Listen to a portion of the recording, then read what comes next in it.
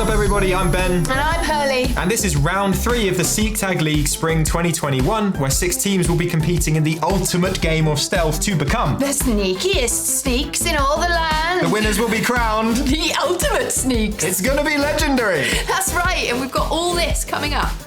In Seektag, you get points if you can spot another player's number without getting seen. The Seektag League is a sneaky tournament with teams of 1 or 2 attempting to score as many points as possible across 6 games. So we're here for round 3. So let's take a quick look at the scores as they stand after 2 games. We've got Dixie in first, Nav in second, Flying Fish in third, and Flying Fish and Don't Know, remember, are teams of 2. Everyone else is an individual. We got G-Ball, Immy, and poor old Don't Know at the bottom of the board. I want Don't Know to do better. Yeah, I want Don't Know to really come through for us. I really do. But actually, if you look at the points, we've got Dixie at top with 38 in total, 4 spots. And Don't Know at the bottom with only 25.5. That's not actually that far away. There isn't that much in it at all. So it is still all to play for. It really is, and that could be one game. That could all change in this very game. In that case, I think we should see where we're playing today. All right, let's do it. The combination of Kingdom and Pin, the Kingpin Super Arena is on a massive scale, with extreme diversity and huge potential for tactical gameplay. With 18 checkpoints, Kingpin Super favours highly adaptable players. The intersection between Kingdom and Pin is one of the more challenging areas, with a single road cutting the Super Arena in 2, bringing with it extremely long sightlines. Kingpin's sheer size is its other main challenge, forcing players to plan their routes as well as their time. A yellow sign on the corner of a building at the centre of Pin. 3SV is located on a busy thoroughfare, with 3 routes in and out and a distinct lack of defensive positions. With line of sight right across the covered market area, as well as down the southern side of the building, spending any amount of time at 3SV will leave players wide open to being spotted. Setter is a small water tap on a post located between the canal and the gardens. Out in the open, the primary cover at Setter is the adjacent wall, but even this doesn't provide much safety. Jungi is a small bicycle sign at the north end of the valley. Highly defendable and with multiple escape routes, Jungi's primary threat comes from the overhead walkways and the shadows beyond. Okay, Kingpin Super is going to be a completely different challenge for our players today. Right, let's face it, so far they're used to relatively compact arrangements of checkpoints. Today, we're throwing that out completely. That is old news now. This is a beast. This is a beast. Yeah. This is completely different. And why? Because the checkpoints are so spread out.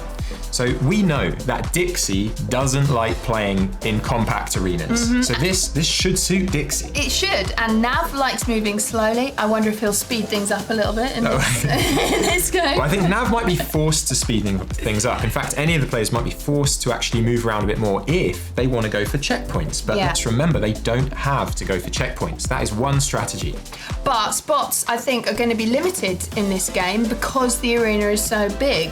People are going to be very spread out, so it really is a change of tactics when we're dealing with these bigger arenas. Yeah, and what might happen is actually you're struggling to almost bump into people enough in order to even have the chance to get spots. Yeah.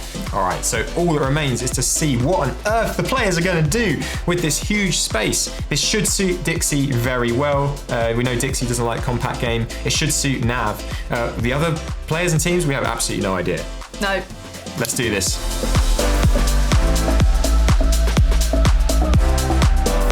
Boom, here we go, game 3, Kingpin Super. This is massive. This arena is huge. Yeah. They have so much different terrain to cover. It's very difficult to get it across, actually, how different this is from what we've just seen in game 2. We've gone from checkpoints being literally on top of each other to now being so spread out. The teams and all the players are just going to have to I mean, look at Flying Fish. They're looking at the map. They're pointing in different directions. Yeah. I don't think they know where they are. They have no idea. But I think they're basically having to figure and this out. Don't Know straight out of the gate with a tag on a checkpoint. Well, that's what we want to see. Goodness me. They must have been right next to it then, unless they're very fast. Very, very fast. So Flying Fish trying to figure out, I think they're heading for 3SV and they're trying to figure out how to get there. Going what looks like the long way round actually, as Nav walks in also towards 3SV. Oh, who's that? That looks to me like Josie Doe of Don't Know. Nav with the sun. The sun behind him again, always tactical with the... Because that's very difficult. Do you think he's thinking about the sun? Do you think he's actually thinking about the sun? No, I don't think so, but I wouldn't put it past him, to be honest. I wouldn't put it past him, but he also didn't know that Josie Doe was going to be there. So I think what that does do, though, is it makes it very difficult for Don't Know to actually even see. Yeah, that is true. there. That is true. So for whatever reason, it's ended up that way round. So take note, guys. Use the sun. Use the sun if you can. I mean, maybe he did think about that, and that was why he was going to go in towards 3SV that way. Yeah, maybe. Actually, I've just noticed Dixie is actually using Nav's old horn back up on that southern kind of raised walkway there, presumably hoping to pick people up as they try and cross this huge space Sure. from one side to the other, which might be a great strategy. Flying fish here, trying to navigate towards which checkpoint do you think? 3SV. 3SV there. Definitely, and it looks like they've actually just seen someone. Somebody's up ahead. Somebody's up ahead here. There's a kid lying on the lounger thing here, having a great time. I've got skates on. Skates on, yay! That's a good day, that. You could use roller skates if you wanted to. You could wear them. Is that an advantage or a disadvantage? I wonder how that would go. Zoom in and out. So they're creeping along here, and I think they're looking on the left here. It looks like That's definitely, that is G-Ball. That looks like a G-Ball to me. We've got a replay here from Nav, who actually looks like they're looking at G-Ball from a different angle. This just shows how far out they are. And they're all converging on the same sort of point. Is there 919 of you playing? No, it's just 3 numbers that you got to be like, right, you can't guess them. How do you know who's in? Like, Well, does that mean it was 919? Because I've just put that in. Whoa, okay then. Okay, so Nav has actually got chatting to some people who've asked if there are 919 of you. And that is the number that Nav just put in for G-Balls. You can feel pretty confident about that one. That's good. What do you think about that? I think that if the general public want to tell you numbers on vests, that's perfectly within the rules. Excuse me? What is this strategy? This stealthy move from G-Ball. That is amazing. That's probably one of the best things I've seen in this game This today. is straight out of a Pink Panther episode. It really is. This is... Look at this guy. Where's G-Ball gone? Oh my god, it's brilliant. So G-Ball has actually used some people as cover. It looks like he just started chatting to those two people, and of course has absolutely hooned it out of there now. He's disappeared. G-Ball's absolutely vanished. They're way too late Did trying to catch Flying him. Fish get his number? It didn't look to me like they actually, after all of that, do you know what? Flying Fish in this game so far are quite distracted. I don't think they have a plan. G-Ball is in the lead there, so he obviously got some spots out of them. And look at this. So yeah, okay. It looked to me like Dixie was looking at something there. I figured he probably Definitely distracted, because Dixie is right next to Setter here. Actually hasn't logged a tag on Setter. I don't know if Dixie's actually was on the way when they bumped into Immy there. It has been sidelined. Dixie needs to go and get the checkpoint. But that probably will happen, I should think, in the next few seconds. But Dixie and Immy there, I mean, Dixie, yeah, there you go, Dixie tag Setter. Good. So it was actually on the way that they spotted Immy. And of course, if you think that somebody might have seen you, there is no reason not to run that person down and try and counter spot by getting their number in return. Yeah, it's really important to do that. So Flying Fish having a mare there trying to figure out where to go next. It doesn't look like they have a plan. And Nav, we see here in top right, Nav is actually back by Jungie in the valley, just like in game 2. A bit of a slower pace on this game. It really seems to me like all the teams are actually struggling to focus any sort of plan. Yeah, I mean, they're so spread out. It's kind of, where do you go? What do? You need the spots. And when the players are so spread out, you're not getting the same spots that you normally get. Well, you know what? Having said that... I was just about to say, you're just not bumping into people, but... Then you go. Here's Nav genuinely bumping into... Oh, and Nav's got no player. He rushed. He thought... Yeah, actually... He put the Numronga in. Numronga? Numronga! I can't even say it. So that Nav can't type it. I can't say it. Okay, so Nav's picked up a no play. You can see by the red cross at the top left of Nav's screen. That means he loses 5 points as well. That's important to say. Absolutely, and he definitely switched 1s for 7s, I think, which it really seems like teams are struggling to get their brains on this game. Yeah. And Dixie's still haunting that southern walkway there. Is split up from Immy again now. Flying Fish are just running across the main square, and actually Dixie in line of sight of them there. maybe a bit far away to get the numbers at this point, but it looks like not for long if Flying Fish continue on this line. Dixie does have a monocular, remember that. So they have, they can see further than the naked eye. Yeah, and it's also very deceptive because on camera here, things look really far away. And actually, your eyes can do such a good job of accounting for distance. I wonder if they had been walking there, would Dixie have picked up on them? Well, that is. Because they really are drawing attention to themselves. They were drawing attention. It might be the panic of having to go all of that distance. Yeah. Might be forcing them to feel like they need to run when actually maybe that's not the strat here. Maybe they'd be better off not even trying to go to these checkpoints. Flying Fish are sitting in the haunt overlooking the valley, which of course is completely empty because everyone's so spread out. I think they're stuck with a small game tactic in a big game. Yeah. That's just not gonna be super effective here, I don't think. It's daunting though. You want to get to the checkpoints because you want something to do, because if you're just walking around and not getting any spots, it fills you with panic. Yeah, it does. You think you're not going to achieve anything. I think maybe patience is a virtue here. Patience is a virtue. So this game, being in such a large arena, it's a super arena here, combination of two smaller arenas. That's why it's so big. And as such, the game is actually running longer than it would in any other single arena. You do get more time. Oh, Here we go. Teams bumping into teams. Or is it just me, or has Don't Know been bumping into everybody? Yeah, and teams are always bumping into each other. It does happen a lot. In this case, I don't know if Don't Know saw... Let me get this lined up. Hang on. Let me take another run up to that. What don't you know? I don't know if Don't Know saw Sig or not. Oh, well, see, this is another... So Sig needs to potentially keep her distance, yeah, because... Actually, I think they've made that decision now to actually send Marconius ahead because they definitely saw Marconius. Marconius got both players of Don't Know, but Don't Know did not get Sig's number. It's like a sort of tongue twister of some kind. So Dixie heading back over towards 3SV while Flying Fish try to, square that circle kind of thing. Actually, there we go. Josie Doe spotting Sig there. Bonkers spotting Sig, of course. So Flying Fish may have had an advantage there, but it didn't come off.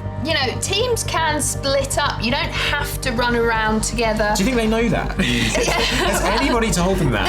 No, well, we got Jeeble and Dixie tied for first here at the top of the leaderboard. I don't think we really saw that coming as Flying Fish, Marconius is out ahead here. They're splitting up slightly here, I think. Okay. I think their presumption is that more other players have seen Marconius. Working up towards Jungie, and Marconius there just saying that he thinks that he might have seen somebody peeking out. Fills me with dread, this whole valley. There's so many vantage points, and it's just... and there you go, there's G-Ball, just casually lurking. You know what? I was starting to wonder where G-Ball was in all this, and that wonder has been satisfied quite thoroughly by finding him just standing in the dark. Right there.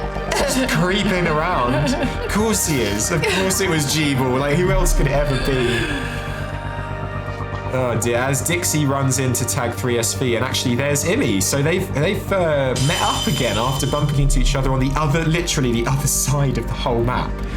919. There's Marconius.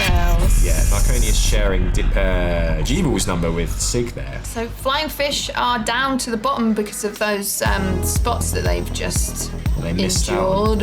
Yeah. And G-Ball actually taken a bit of a tumble, and that must mean that G-Ball's points were because he'd seen Flying Fish earlier on.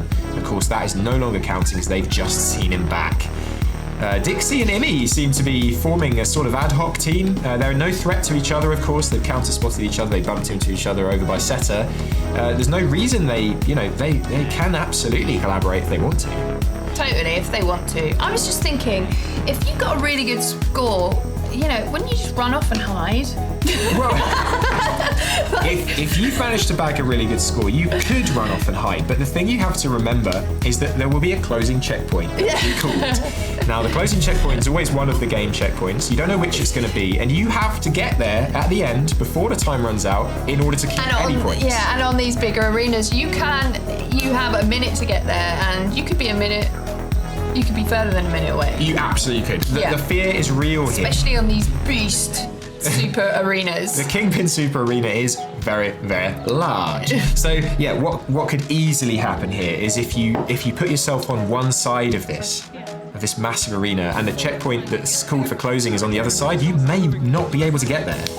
So around this time, teams are going to have to start thinking about where they want to be positioned for closing. Yeah. You have to start making some sort of plan. Whereas actually, for example, looking at Flying Fish here, we keep sort of, pounding on Flying Fish here, but they're heading out to the absolute fringe, whereas Dixie, basically heading towards the center. They have made their way back in.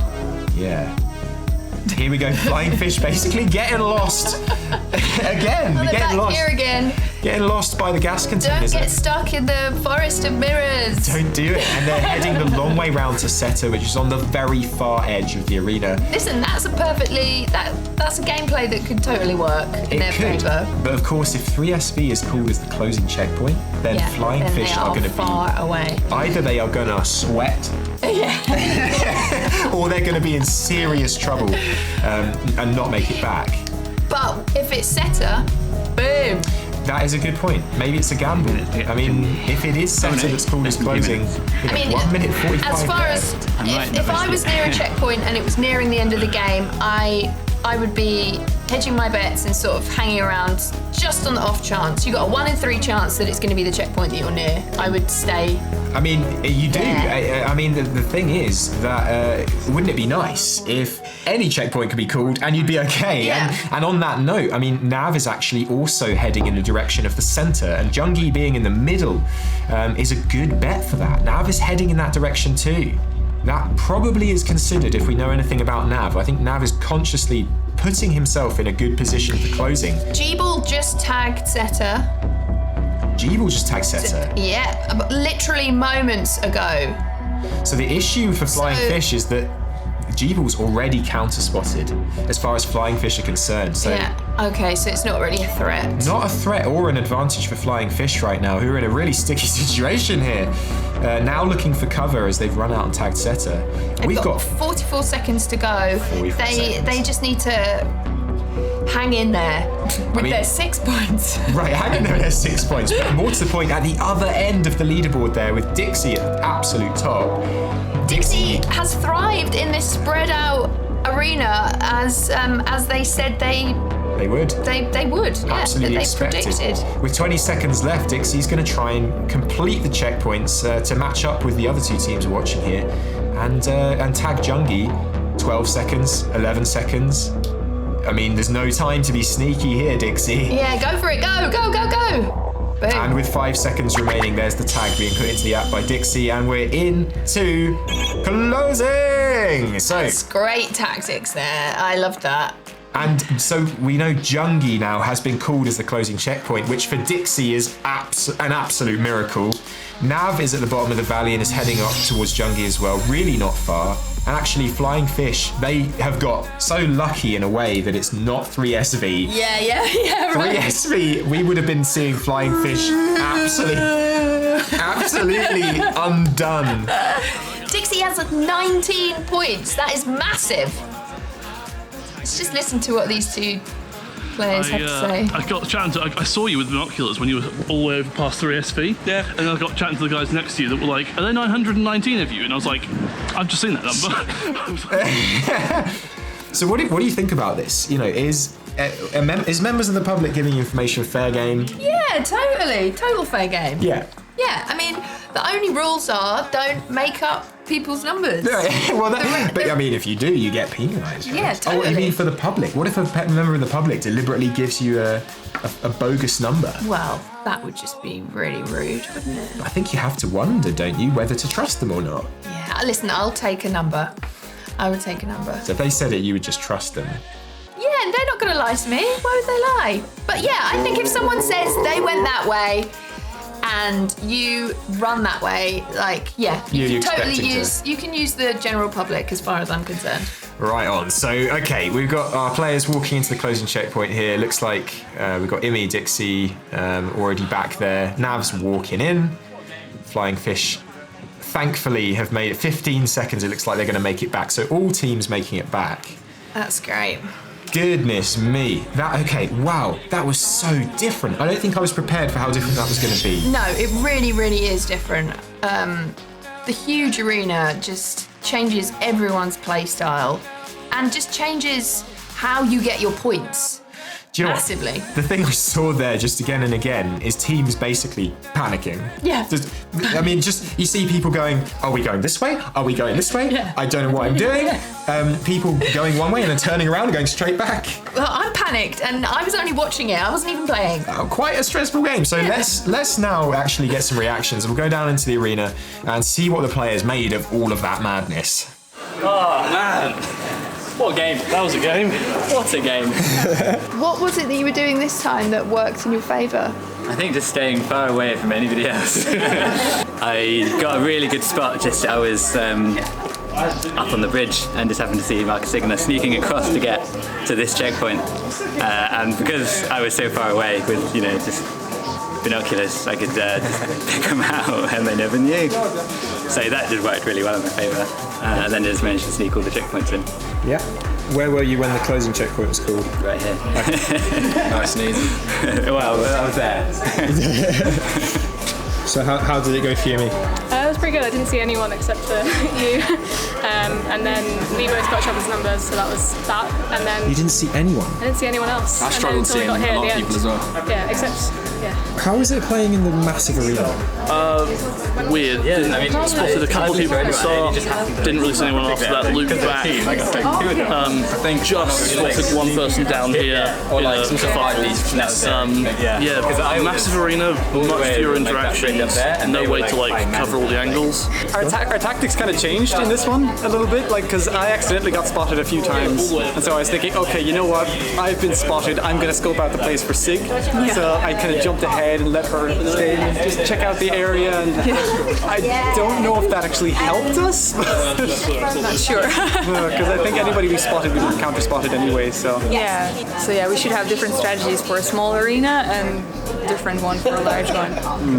Yeah, but I definitely enjoy the smaller arenas more because it's so much more hectic. There's a lot more activity going on. I'm definitely better suited in the smaller ones. Such a bad game. Yeah. it was okay until Greg spotted us. Right, so Greg was the only person that we'd seen that hadn't seen us, and then right at the end, he was sat down behind a pillar, and we just walked past him, and then he waved, and we were out. Yeah. But we were right by 3SV or 3BS, can't remember which way around it is, when the game started.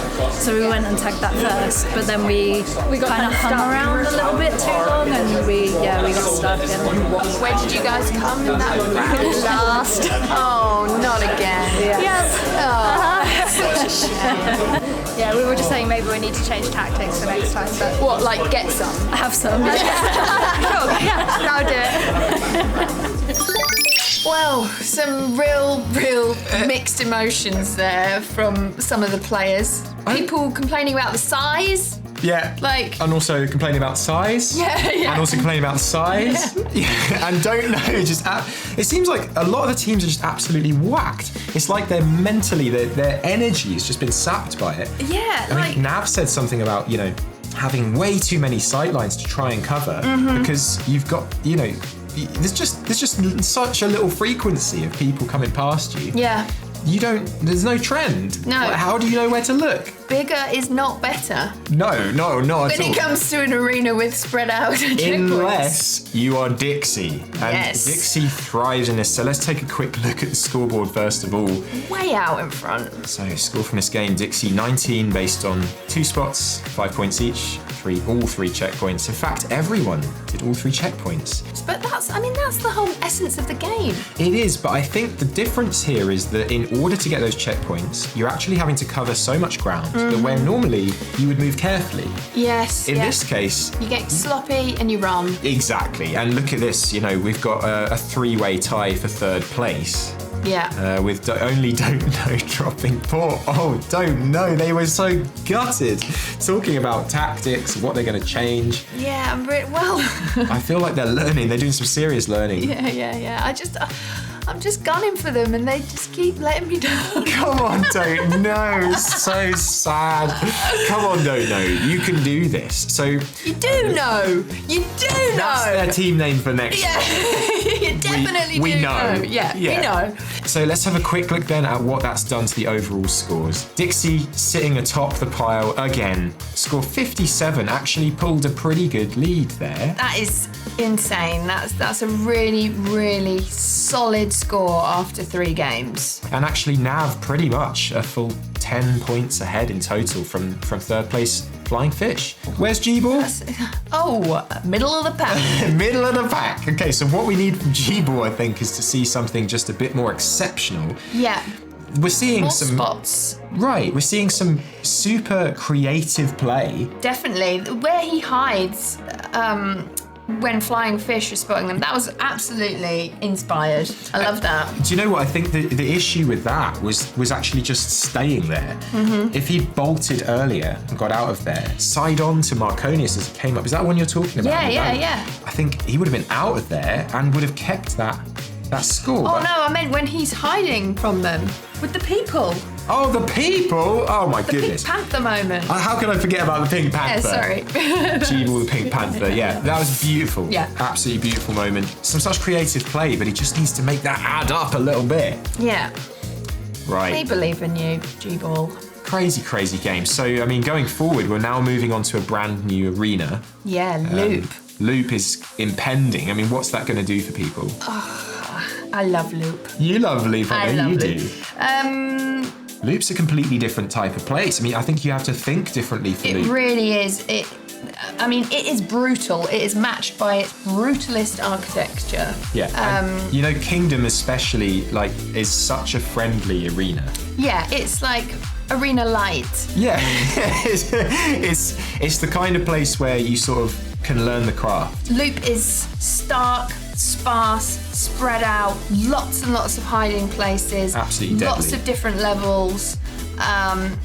It's really exciting to play there. It is. It's kind of epic, and I think it's going to be very interesting seeing what these same teams actually do when they get to Loop and they have to face that sort of monument, that massive challenge. Totally. And just like that, we are done at Kingdom. Kingdom is over for this league. Next time, it's Loop. I love Loop. So if you want to check out any more of our content, go to YouTube, search for Seektag. You can find us on there. And if you want to play yourself, you can go to Seektag.com, where there are loads of videos about the rules, the arenas, and the magical app is free. It's free. You can use the Seektag Gameplay App for your own games. And if you want to come along to play our games, you can come into London and join our free... Come meet us. Join our free gameplay meetups. Come play with us. Come out and play. So yeah, that's it. That's all for today. I threw you that, didn't I? Yeah, you did. Well, until next time. Goodbye. Stay sneaky.